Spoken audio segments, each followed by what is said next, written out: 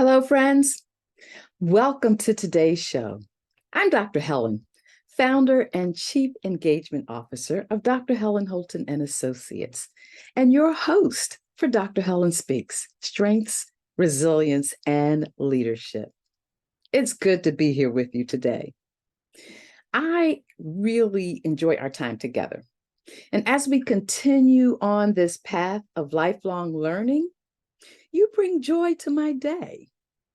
And the number one goal I hold is to add value to you and your life as a leader whenever you tune in. This is what's real for me.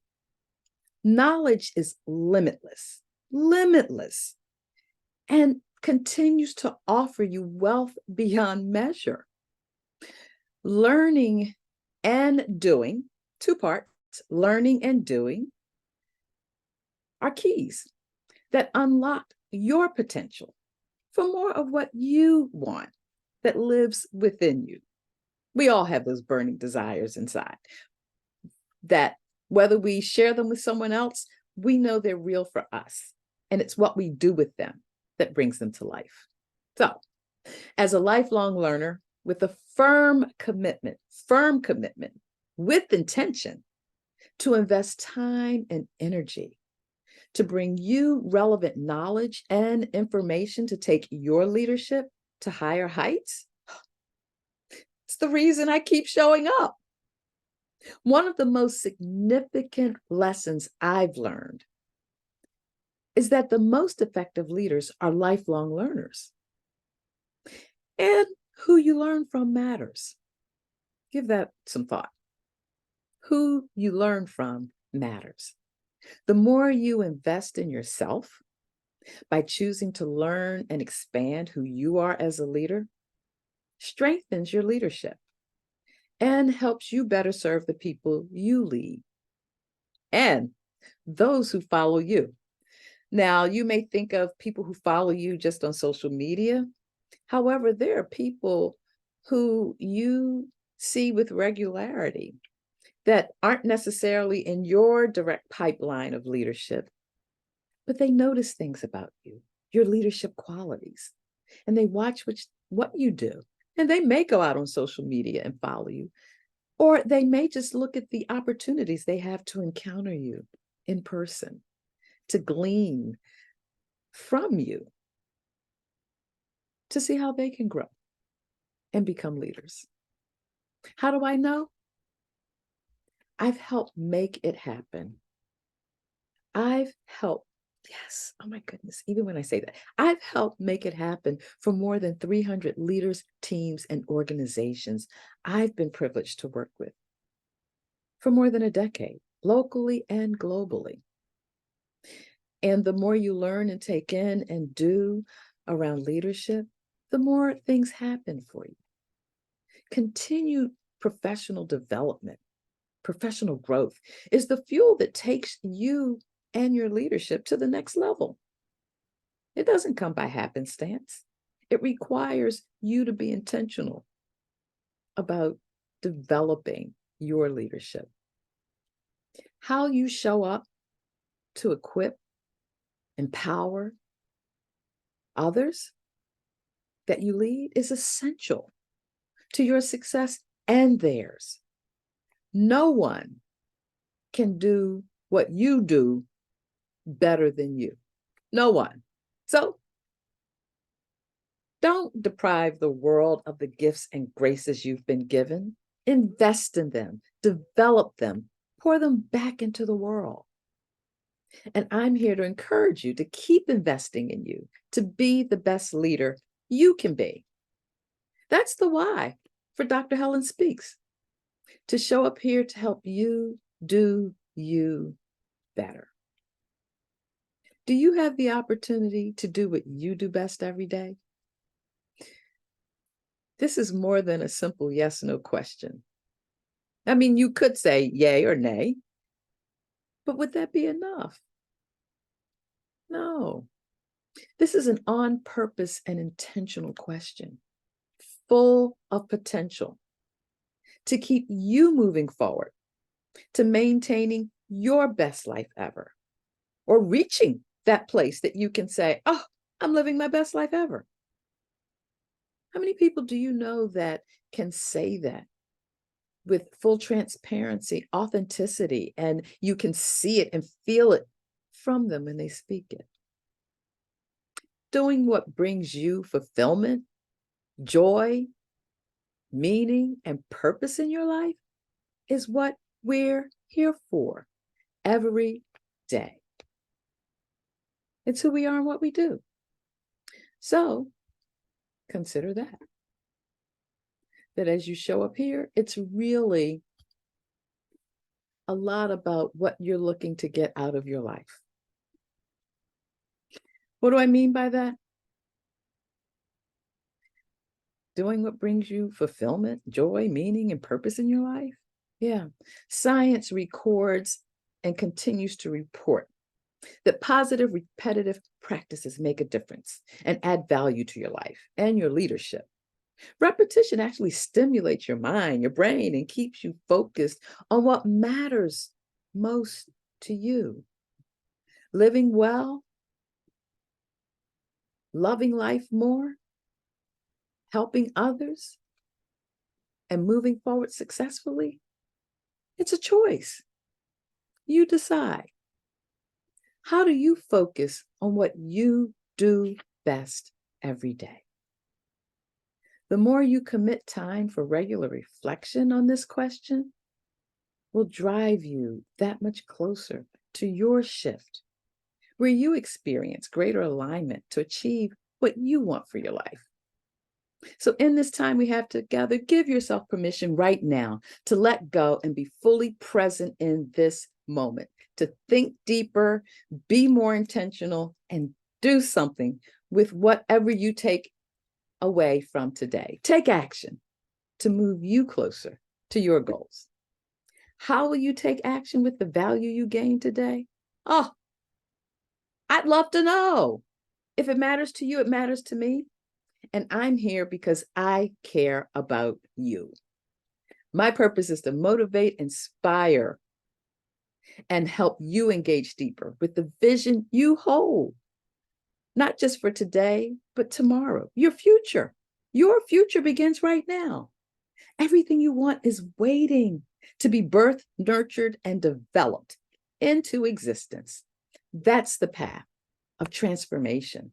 It's the transformative work that we at Dr. Helen Holton and Associates engage in every day with life-changing results with leaders just like you. Now, before we jump in, make sure you've got something handy to capture your thoughts, questions, ideas, and aha moments. And we're going to jump right in to today's topic: tips to break free from burnout. Oh, can I just tell you, a couple weeks ago when I was like feeling the full throttle of, okay, time out. I need a break. I got to get off the grid. One thing's for certain is that during the COVID pandemic, many of us who were not in a traditional office setting anymore, it allowed the lines to be blurred between the workday and your personal life. So often when I talk about work-life balance, that's the work-life balance I'm talking about. You need a little bit of both. If you work, you'll find yourself in that place of burnout. So let me begin with the description or definition of burnout. And I've researched it, and there's just been so much data and information out there about it. It boils down to, it's a place of mental, physical, or emotional exhaustion that has the ability to negatively impact your sense of accomplishment and loss of your personal identity. It begs the one question, or a couple: who am I? What am I doing? What's going on in my life? Yeah, I was there. And I'll get into some of the tips that you can do to help mitigate or at least lessen that sense of burnout, because burnout doesn't last. Well, I don't know if it can last forever. I just can't imagine. Yeah, I'm not even going to go down that rabbit hole. However, I was doing some things not work related just to clear my head and get in that space to confront burnout. I came across an article I read in Harvard Business Review like a year ago that identified 3 types of burnout. And I really liked it because it was really concise. And from those 3 types of burnout, which we're going to talk about before we get into some of the tips to treat burnout, is number 1, overload. Oh my goodness. Number 2, under challenged can cause burnout, and neglect. So I often talk about how we foster a sense of belonging for others to see and hear us so that we know we matter in the world, that we're not invisible. I'm going to start with number 1, overload. And overload by far is the most familiar association people have with the term burnout. Too much on my plate, marked by an overloaded agenda, a calendar that has no room for you to breathe, to the point you can't see your way out of it. And you think you can dig from under it and get back to the surface. Feelings of obligation to work beyond your optimal state of successful accomplishment. And when you've passed that point that you know you're not in your zone, or even where you can stretch it a little bit for success, sends you spiraling deeper into overload. The biggest coping mechanisms becomes venting your frustration to other people. How many times have you gotten on a phone, connected with a colleague or whatever, and all they can talk about are their frustrations and how overloaded they are and burnt out and all of that? Which, by the way, can drive you right into adding to your burnout by creating even more work to be done, whether it's problem solving or organizing to get ready to how you're going to tackle it, whatever. So here's some warning signs to look out for. Overlooking your own need to complete work demands. Just because it's on your plate doesn't mean it's meant there for you to be totally consumed by it. Overinvesting beyond your capacity. I mean, going in when you know you don't have the wherewithal or stamina to do it, with the sense that you have what it takes to meet the demand. And I think we've all fallen prey to that, especially those overachievers out there who like to check the box that you've done at least the majority of the things on your list when you get up every day, or even before you've gone to bed the night before, what you want to get up and start tackling. Or your willingness to put your own well-being at risk to achieve the goals and things on your list. That is the biggest form of burnout that I can think of, which is the overload, and it's supported by research and data. Number 2, under-challenged.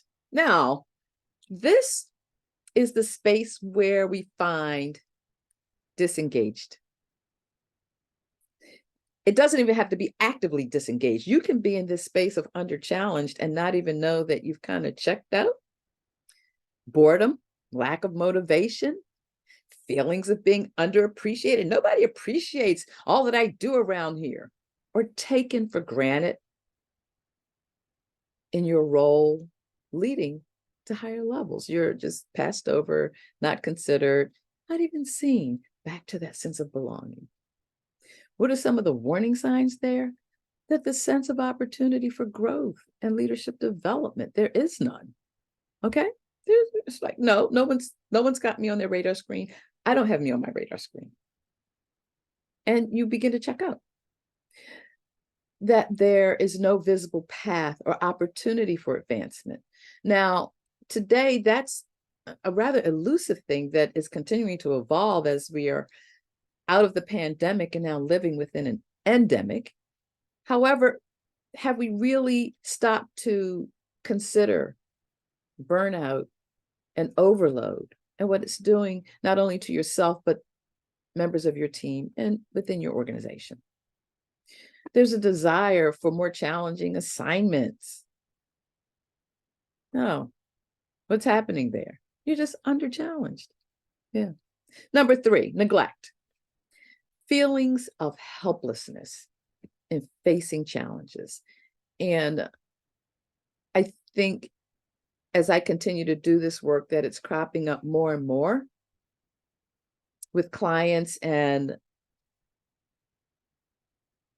the pandemic is over, but the dust hasn't settled. And so there's still a lot of volatility and uncertainty, complexities and ambiguities, and managing all of that can just take you to the place of, okay, you know what? I'm unable to keep up with the demands or meet expectations. No one cares. And you're just really feeling like you're out on that raft in the middle of the ocean all by yourself. Well, you're not. So what are some of the warning signs that happen in neglect? You feel demoralized when you wake up and you want to just pull the covers over your head and go back to sleep and say, let me wake up when things are going to be a little better. Or you have a strong sense to just give up. Okay, this is beyond me. I'm not doing this anymore. Bam, I'm out. Or you find yourself lacking the effort to go forward. Yeah. Those are some of the warning signs that you might be suffering with burnout. So what can you do about it? Number 1, if you're not the boss, but you're in leadership, you may want to think about, for your team at least, if you can maneuver it, flexible work arrangements. That's a big thing today. Many organizations are looking like, I mean, people have been working from home, and it's like, well, I really want people to be back in the office, because there's this sense of, if I can't see you or you're not in the position you're supposed to be in, how do I know you're getting the work done? I don't know. Maybe it's the answer to address paying for leasing lots of space that no one's occupying. And you feel like when you're in a really high leadership position, do we make the shift to downsize, create a new structure or way in which we're going to work? What do we do? So flexible work arrangements are kicking in. Maybe you only work 2 or 3 days a week in the office, and phasing into that, because there are a lot of local governments, period, that are still pretty much where people work from home. They have work computers at home, the expectation to do things. And I'm going to throw in my own little commentary here.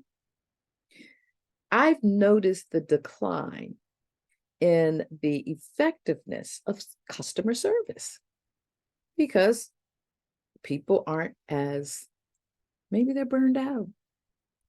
However, this is an option that can help your team members and those you lead to better manage work-life balance and reduce burnout. Now, here's a big one I'm going to talk about, and that's mental health support.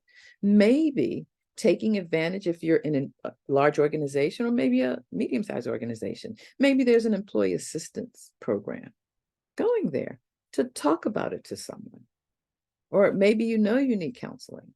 Loneliness is rising as one of the fastest ways contributing to physical illness. Beyond depression, but literally physiological things happening in your body. So look at the resources for managing stress and anxiety, because both of those come into play when you're burnt out. Which says maybe you need to just invest in some stress reduction programs like mindfulness, meditation, yoga, Tai Chi, those things that get you to focus and to slow down, deep breathing.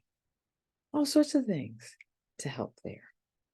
Now, if you're a leader of your own firm or organization, invest in professional training for your leaders, your team, your organization, to help people recognize and know warning signs of burnout so that you can cut them off at the pass and implement some of these tips that are going to help to lessen the impact of that burnout.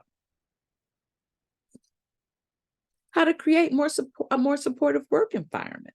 Now, you can have trainings that help people understand the value of empathy and active listening. And here's a goodie: effective communication.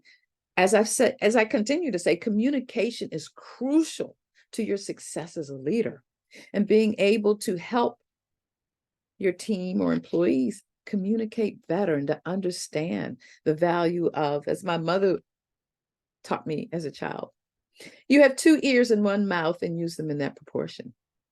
Sometimes that's really good advice when you're looking to find ways to get beyond those things that are boggling you down and keeping you from rising to expectations and the things you can do in life. Now,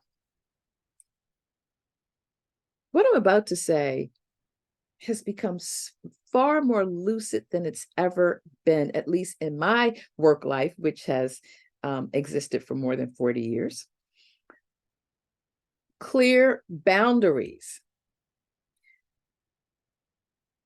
When the pandemic hit and most people found themselves no longer in a structured environment outside of home every day, at least Monday to Friday or whatever that schedule was, you want to encourage your team to set or to reset clear boundaries between work, life, and personal life. And that's why the whole thing around well-being, that really is part of one of the pillars of our intentional leadership program, is because it helps you to manage and understand the different components or elements of well-being that come to bear on how you succeed and move forward in life in a more balanced way. And when you're more balanced in what you're doing and seeking to achieve, well-being is what's going to help you integrate those components and make sure you're weighing them. And I love that we have a wheel of well-being, which is your wealth to success, using the analogy of a wheel. Have you ever had a flat tire and you're rolling on it and sitting in the driver's seat, maybe in the passenger seat too, you can feel the imbalance. So you want to stop and see, where am I out of balance in my life? Well-being. So integrating well-being initiatives into the culture of your organization or your team can make a big difference on the outcomes that you're getting. Like, if you have a coffee, tea room or setup, what do you have in there? Sweet, sugary snacks? Put some healthy snacks in there, some energizing snacks. And I'm not talking about those energy drinks that are full of caffeine. No, I'm talking about healthier things that are going to stimulate your mind to be energized and wanting to go. You could look at if there are local health clubs in the vicinity of your office location. Maybe there's some discounts you can get from memberships to help promote a healthy work-life balance. You could even incorporate something like mental health days. And yes, it is an expense, but I tell you what, the expense to allow employees once a quarter for a mental health day is a whole lot less than having an employee be out for weeks on end because they've become physically ill from burnout. Think about it. Make it a part of your leave policies, where they don't have to say anything other than, I'm taking a mental health day. Here's an important element. Regular check-ins. How many of you as a leader have regular one-on-one check-ins with your direct reports or even lower down? But definitely those who are right on that next tier beneath you. And I don't mean beneath in a negative way, but they're aspiring, they're rising, emerging leaders. You want to have check-ins with them, not about what are you accomplishing of your list of things that you've been assigned. You might want to touch on them briefly, but you really want to see and hear. And so I wouldn't put the work things at the top. I'd put the life things at the top, because oftentimes we think we come to work and we leave our personal life behind. We don't. It goes wherever we go. We're whole people. And helping to identify burnout early and to provide the needed support to get you through speaks volumes about you as a leader. And it's moving you from that role of being the boss to kind of being the coach, to check in on your folks and make sure they're really good. And lastly, I'm going to encourage you to get feedback from those who report to you. There's a lot of information in there. Even the worst feedback might be the best advice to help you take your leadership to the next level. So getting that feedback matters. And you also want to get feedback from them on how they feel about their work responsibilities and all the things that they do. Either way, it's a good practice. So those are just a few of the things that you can do. Easy tips. They might have sounded difficult, but when you really think about it, they're not as difficult as you may think. Here at Dr. Helen Holton and Associates, we help drive leaders, visions, and teams forward using our intentional leadership program, because we know that everything rises and falls on the shoulders of leaders like you. Communication is key, and a part of that communication is understanding when burnout is permeating throughout your team or yourself. What will you do to move your leadership forward by bringing a greater awareness into how burnout can creep into your organization, into your team, to really impair the ability to pursue the success that you've set out to do, your vision for how to make the world a better place? Don't you want it always to keep rising and moving towards that North Star? Leaders drive visions forward. And your ability to effectively confront burnout, like any other challenge you've tackled in your leadership, to be the leader you are today and becoming more of that leader. Let your vision for a cohesive, healthy team that practices well-being as an organization make the difference in your success as a leader. We need each other. We really do. Not just to survive, but to thrive. And when you really wrap your mind around the interconnectedness of who we are as people and what you do to optimize your presence as a leader, results in the collective success you attain with your team. Living your best life is so much closer than you may think, if you're not already there.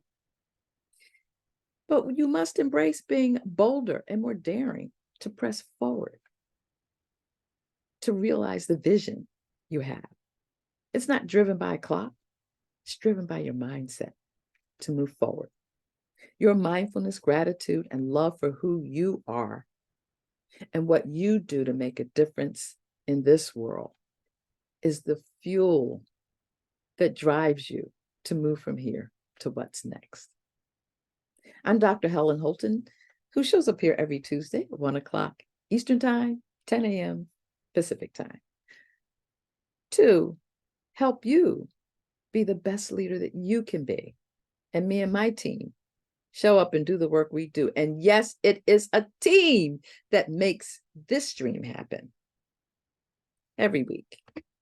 Our purpose is to bring you insightful and intriguing information to help drive your leadership to the next level with intention. What keeps you moving forward from here to what's next? Dr. Helen Speaks.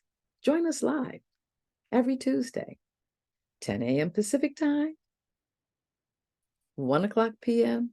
Eastern Time. And we'll be here to continue the journey of lifelong learning.